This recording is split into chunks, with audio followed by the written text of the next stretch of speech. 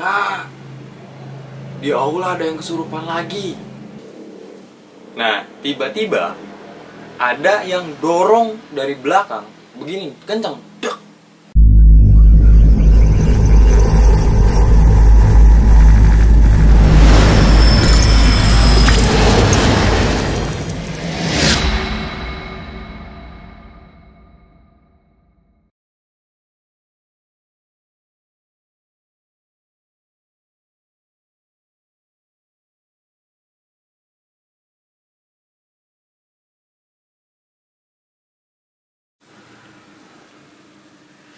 Oke, assalamualaikum warahmatullahi wabarakatuh. Balik lagi bareng gue, Ihsan Abdul Qahar, di konten kasar, kisah seram dan horor. Oke, sebelumnya gue mohon maaf banget dengan sebesar-besarnya gara-gara video pertama kemarin tuh filenya banyak yang error, sedangkan gue nggak bisa tag ulang, dan akhirnya mau nggak mau gue harus pakai kata-kata doang, pakai teks. Tapi ya mohon maaf dengan sebesar-besarnya. Ya mau gimana lagi, gue harus kerja, gue harus ya dan lain sebagainya, nggak mungkin gue tag ulang. Oke, kemarin kan gue cerita tentang sampai mana kemarin ya? Sampai yang patok ya kalau nggak salah ya. Patok yang kemarin Ceng bilang ada yang buka gitu kan. Oke, biar nggak bikin kalian penasaran, kita langsung saja masuk ke mode kasar, kisah seram dan horor. Kemarin si Ceng bilang bahwasannya ada satu patok pembatas yang dibuka atau dilepas. Kemarin kan gue sempat bertanya-tanya gitu kan, masih ada gitu orang yang istilahnya ini tuh udah dibuat gitu kan, udah dibikin untuk menjaga keamanan peserta perkemahan, tapi masih ada yang langgar atau ngebuka itu patok. Pada akhirnya gue cari itu patok mana dan sudut mana yang udah dibuka. Gue telusurin dari mulai sisi sebelah kanan, sisi sebelah kanan dulu, terus sisi sebelah kiri, belakang, dan akhirnya gua kaget. Kenapa? Karena patok di sebelah kiri, kalau posisinya dilihat dari tenda utama ya, kalau dilihat dari tenda utama itu sisi sudutnya berada di sisi sebelah sini, berarti sisi sebelah kiri dari tenda utama. Karena tenda utama itu patok sudah tidak lagi menjadi bentuk sudut 90 derajat, tapi sudut itu ya udah ada kayak gini aja bentuknya. Jadi nggak gini, tapi udah begini, udah kayak tanda koma gitu. Gua heran, ini siapa yang lepas ya kan? Pada akhirnya ada satu peserta yang bilang bahwa patok itu dilepas oleh salah satu panitia perempuan yang nggak tahu alasannya apa. Dia tiba-tiba ngebuka itu patok. Pada akhirnya nggak lama-lama gua ngebetulin itu patok, gua bikin lagi itu patok menjadi 90 derajat sudutnya. Dan gak lama kemudian, di saat gua lagi ngebetulin itu patok ya kan, gua lagi mukul-mukul itu pasak, tiba-tiba ada yang teriak, Kak! Gua kaget, gua langsung selesain itu, gua langsung diri, gua cari itu sumber suara, dan gua nggak ketemu itu sumber suara, tapi suara itu muncul lagi dengan teriakan yang sama, "Kak, di aula ada yang kesurupan lagi." Tuh, ya kan? Gue langsung kaget, bukan main.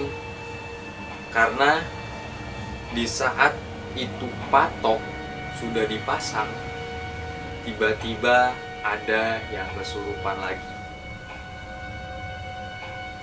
Ya kan? Habis itu gua nggak pakai lama, gua nggak mikir panjang, gua langsung berterima kasih ke orang yang tadi memberitahu gua, yang ngasih tahu gua bahwa patok itu dilepas oleh salah satu panitia. Dan gua kemudian dengar suara yang teriak tadi. Gua langsung lari bersama beberapa panitia ke aula.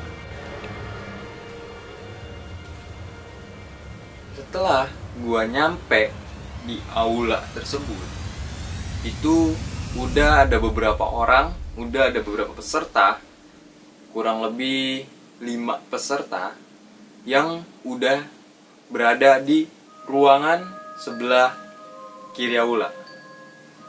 Jadi di aula itu tuh istilahnya gedung gede, gedung aula. Tapi posisinya itu ada di dalamnya, itu ada aula utama. Nah, di samping aula utama itu ada ruangan-ruangan, kayak ruangan khusus untuk tamu-tamu gitu kan. Kayak kalau misalkan ada acara seminar atau apa, itu aula, itu ruangan dikhususkan untuk tamu.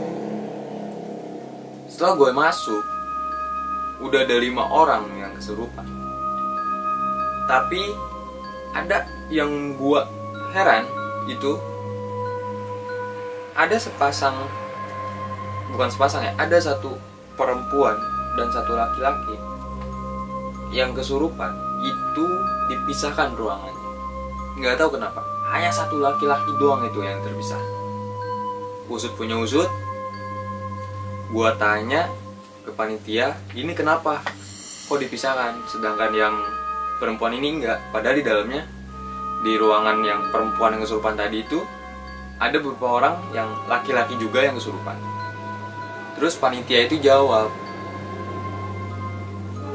ini kalau disatuin itu berantem. Nggak tahu berantemnya kayak apa, dan nggak bisa dengar pembicaraannya karena emang nggak tahu pakai bahasa apa. Kita nggak bisa dengar dan nggak bisa paham. Akhirnya gue nggak percaya. Awal gue nggak percaya, tapi gue coba untuk disatuin, untuk digabungin itu peserta. Ternyata benar, itu berantem. Kayak gimana sih orang yang kesulut emosinya terus berantem. Habis gue kayak gitu, lihat kenyataannya benar, itu berantem. Gue nggak banyak omong, gue langsung pisahin lagi.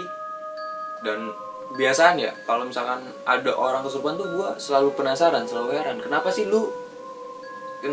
setan itu masuk ke tubuh seseorang gitu kan, dan maunya apa. Gue tanya maunya apa, ya namanya juga jin ya, jin yang istilahnya yang jinnya nggak baik gitu. Itu minta yang aneh-aneh lah, bisa dibilang minta darah lah, minta kopi lah, minta ini itu lah ya. Ya kita juga istilahnya nggak mau gitu kan, nurutin kemauan setan gitu kan, takutnya menurut agama itu kan nggak boleh. Pada akhirnya selang beberapa saat, banyak lagi nih yang teriak di aula utama. Dan yang salah satunya itu adalah, kita sebut saja namanya itu Aci, perempuan. Si Aci ini itu adalah salah satu anak didik gue, adik kelas didik gue, yang jadi peserta dalam kemah tersebut. Dia teriak-teriak, nggak jelas teriak apaan, tapi kayak teriak-teriak, kadang ketawa, kadang teriak. Itu membuat seluruh peserta yang ada di aula itu kacau. itu ketakutan semua. Pada akhirnya mau nggak mau acara pentas seni itu kita selesaikan, kita sudahi, kita paksa panitia, terkhususnya adalah panitia yang masih sekolah, kita paksa untuk menyelesaikan acara tersebut, dan panitia peserta pun langsung disuruh untuk masuk ke tenda.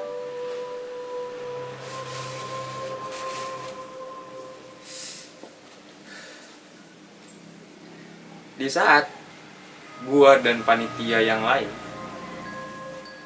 itu kalau nggak salah kurang lebih ada 20 orang yang malam kedua itu kesurupan. Dan yang salah satunya adalah peserta didik gua tadi yang namanya Aci.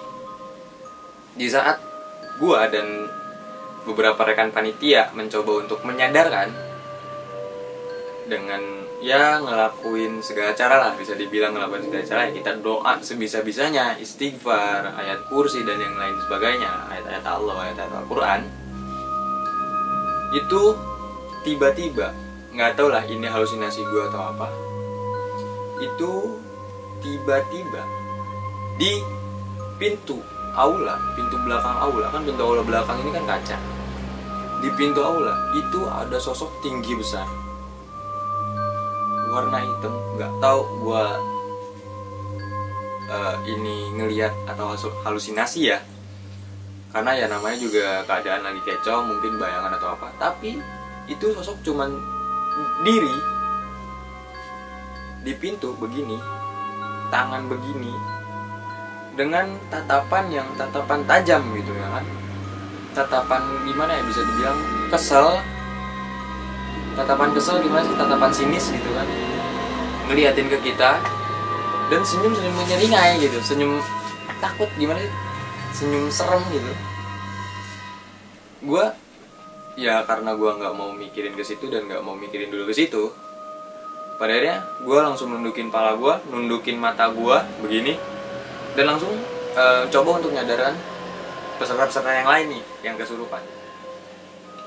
Selang ya kurang lebih adalah 2 jam gitu kan, itu waktu itu jam 8 lewat 15 kalau nggak salah, pokoknya habis isya. Selesai itu jam 10-an, dan waktunya itu untuk istirahat sebetulnya peserta, untuk tidur gitu kan. Setelah sadar dan yang 2 orang kesurupan tadi sadar, itu peserta langsung dibawa ke tenda masing-masing. Dan di saat kita ngontrol nganterin peserta yang tadi ke tendanya, kita juga sekaligus untuk ngontrol antisipasi gitu kan, jaga-jaga takutnya di tendanya ada yang nggak sadar lagi atau di tendanya hilang gitu kan. Ya nggak lucu gitu kalau di tenda yang harusnya tidur tapi tiba-tiba orang ini nggak ada gitu. Dan nggak lupa, gue juga sama panitia lain, terutama si Ceng, itu menuangkan air yang dari Abah tadi, air minum yang dari Abah. Kebetulan peserta bawa air minum galon gitu kan. Jadi peserta itu kan bawa air minum galon untuk galonan gitu kan, biar memudahkan peserta untuk minum, biar nggak banyak belilah gitu. Jadi dalam 3 hari 2 malam kemah itu peserta paling cuman cukup 1 kali atau 2 kali ngisi galon gitu kan, karena kan satu tenda itu kurang lebih berapa ya, 15 peserta gitu kan. Coba bayangin kalau misalkan pakai air mineral, nggak mungkin gitu kan, berapa kali harus beli gitu kan. Dan itu pun peserta nggak boleh keluar, sebetulnya nggak boleh keluar dari wilayah Bumi Perkemahan Koarcat. Isi. Setelah isi, peserta disuruh tidur. Gua pun dan si Ceng dan serta rekan-rekan yang lain itu menuju ke tenda utama untuk mencairkan suasana dan untuk merehatkan badan gitu kan, istilahnya hanya untuk sekedar ngopi, nongkrong, ngobrol-ngobrol, ya bisa dibilang evaluasi lah gitu kan.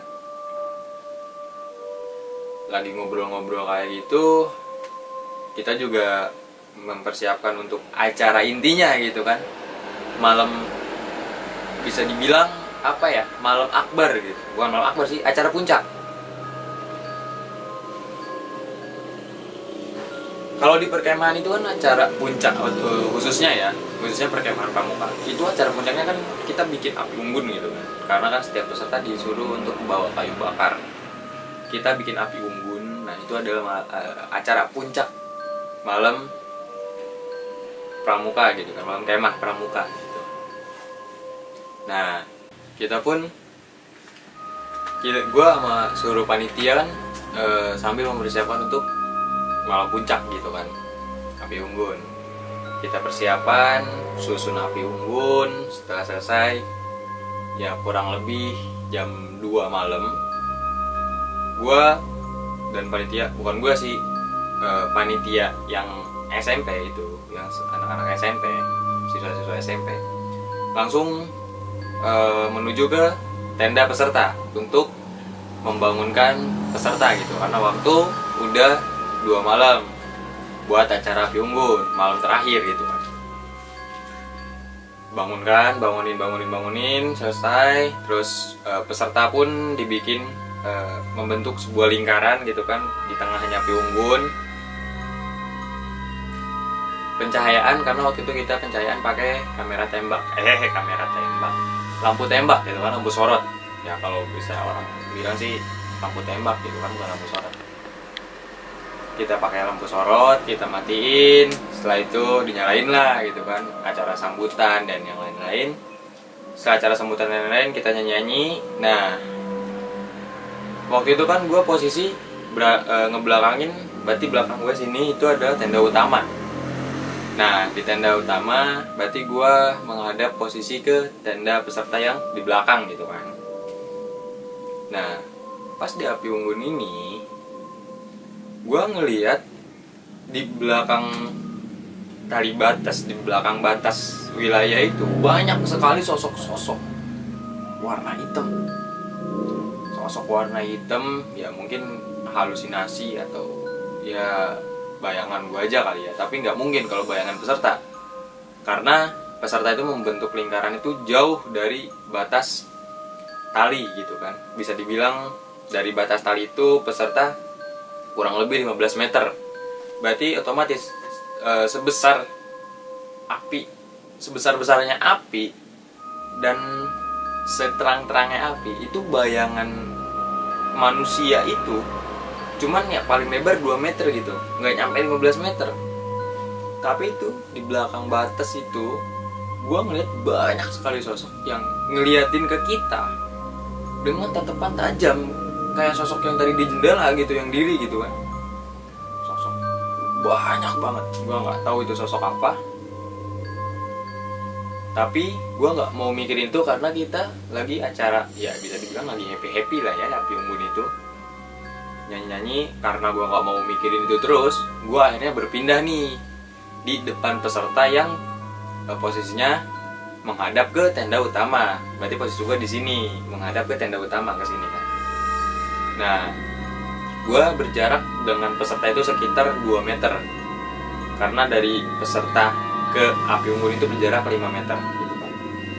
Gue berada di tengah-tengah peserta dengan api unggun, berarti 2 meter lah gitu kan kurang lebih. Nah, di saat itu gue lagi istilahnya lagi nyantai lah gitu kan, diri ngedengerin yang nyanyi-nyanyi. Karena ada juga panitia yang nyumbang lagu gitu kan, pakai gitar. Di sini gue nggak tahu kenapa gue lagi diri dengan sikap istirahat di tempat gue. Ya tau lah kalau misalnya teman-teman gue tahu kalau gue anak organisasi dulunya, pasti gue kalau lagi jaga atau lagi pam gitu kan di jalan atau lagi upacara di belakang peserta, pasti gue dengan sikap diri yang istirahat di tempat gitu posisinya.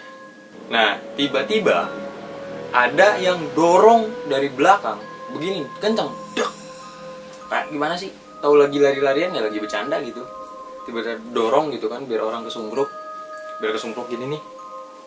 Nah, gua itu kesungkruk hampir mau masuk ke dalam api gitu, mau ke api unggun itu. Jadi ini api unggun nih. gue di sini itu gue mau masuk gitu ke situ karena ada yang dorong tersebut. Untungnya di sebelah gue itu ada panitia juga yang langsung narik baju gue. Panitia itu nanya gitu, kenapa kak? Gue tiba-tiba nyungkruk gitu, tiba-tiba mau masuk. Gue dengan istilahnya kaget, yang istilahnya masih shock gitu kan.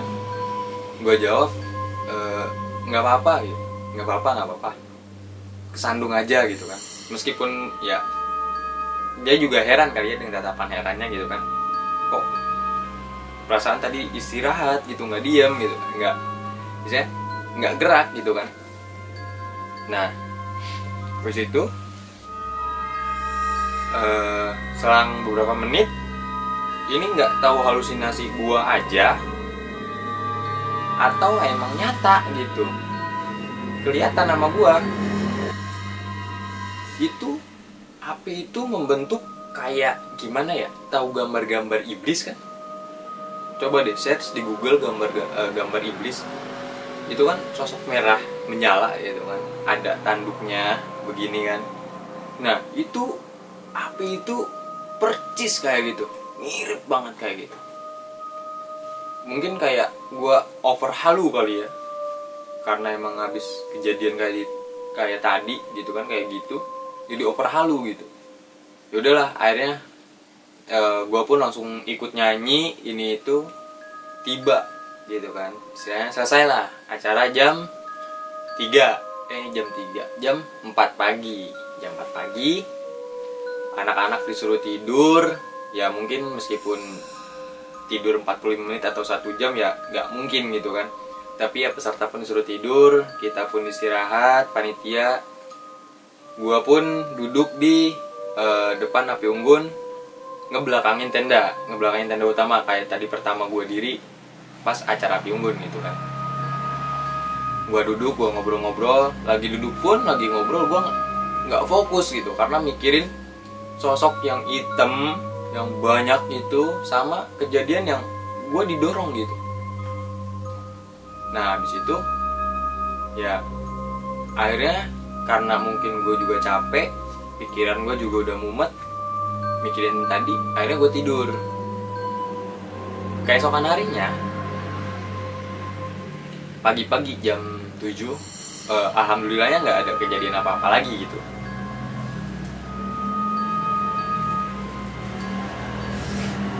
Yang terakhir kejadian kesurupan massal untuk peserta ya kan, dan untuk panitia pun yang kejadian gue tadi jam 7 gue dan si Ceng pun pamitan gitu kan hari Sabtu, karena siangnya mau ada acara lagi gitu, acara masing-masing gitu kan. Pamitan panitia, dan panitia pun kumpul dulu, bisa dibilang evaluasi masukan dari gue sama si Ceng ini, karena dari obrolan semalam menghasilkan sebuah simpulan gitu kan, bareng sama si Abil juga sih gitu, menghasilkan sebuah kesimpulannya disampaikan Ceng ini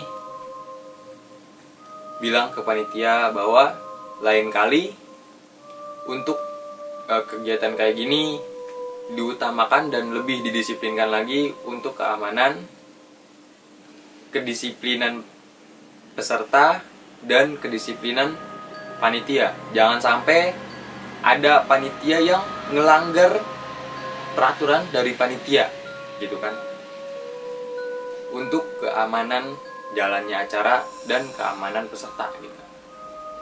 Akhirnya ya singkat cerita, gue pun sampai di rumah bersih-bersih, tapi nggak tahu kenapa di rumah pun gue masih kayak halusinasi aja gitu, ngeliat sosok-sosok kayak tadi gitu. Yaudah akhirnya gue bisa dibilang bersih-bersih, wudu, tidur sebentar, masuk waktu zuhur, dan sholat zuhur. Alhamdulillah habis sholat zuhur sampai beberapa hari kemudian pun gue aman gitu, bebas dari halusinasi gue itu, dari penglihatan gue itu.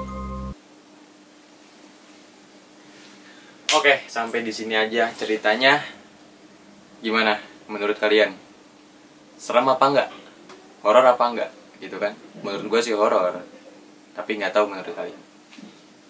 Oke, jangan lupa komen, like, dan share. Bagi kalian yang mau ngirimin cerita pengalaman serem, pengalaman horor kalian, silakan kirim di ihsanabdulqahar@gmail.com di sini ya, di bawah. Dan jangan lupa jaga kesehatan, jaga imun tubuh, jangan lupa banyakin air minum, air mineral untuk kesehatan tubuh juga. Kritik dan saran silakan di kolom komentar. Jika kalian terus support channel ini, silakan follow akun Instagram gua di sini di atas @mundingjanda_janda13 yang mau dikirim-kirim atau kritik atau saran, pesan, mau ngajak-ngajak kemana gitu kan, camping atau apa, jalan-jalan, oke, di DM aja. Oke, sampai bertemu di konten berikutnya. See you and dadah, goodbye.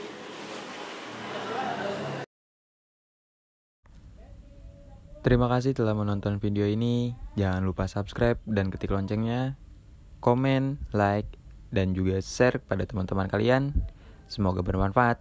See you and bye-bye, goodbye.